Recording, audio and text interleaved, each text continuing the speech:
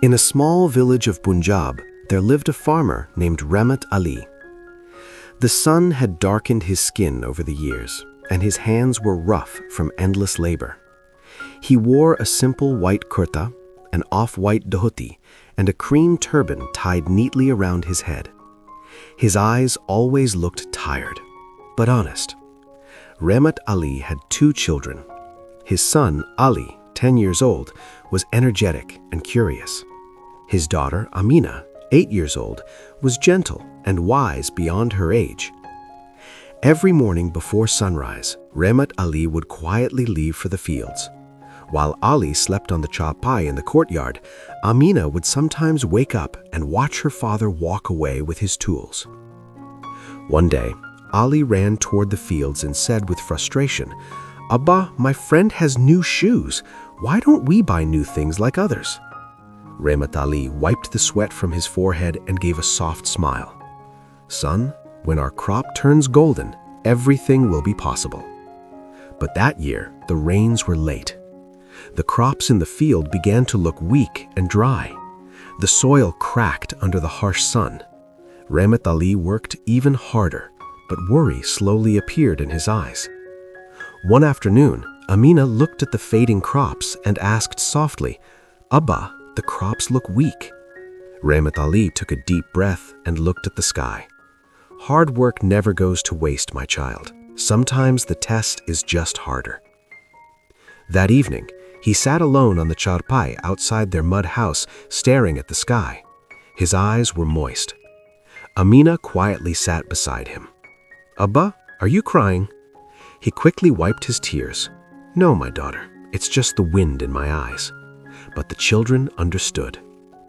The next morning, something changed.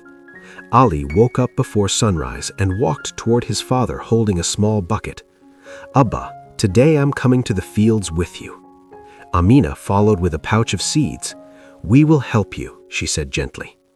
Rehmat Ali looked at his children, surprised, then emotional. Together, the 3 of them worked in the fields. Ali carried water, Amina carefully placed seeds, Rehmat Ali prepared the soil. Days passed. Then, one afternoon, dark clouds gathered in the sky. Thunder echoed in the distance. Suddenly, rain began to pour. "Abba, it's raining!" Ali shouted with joy. Amina laughed, spreading her arms to the sky. "See, Abba, our prayers worked." Rehmat Ali looked upward as rain fell on his face. "Thank you, Allah." The rain soaked the soil. The fields slowly turned green again. Weeks later, the same weak crops began to glow under the sun, golden, strong, alive. Ali ran through the fields shouting, "Abba, the crop has turned golden!" Amina held a bunch of wheat and smiled brightly. "Now you can cry tears of happiness." Rehmat Ali embraced both of his children tightly. "This golden harvest is because of you." Ali looked at his father and said softly, "I don't need new shoes anymore, Abba. Working with you is enough." Rehmat Ali smiled and said, "My children, crops do not grow from soil and water alone. They grow from patience, hard work, and standing together." The golden fields swayed gently in the wind, but the real wealth of that home was not the harvest.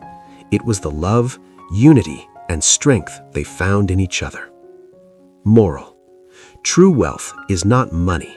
It is family, patience, and standing together in difficult times.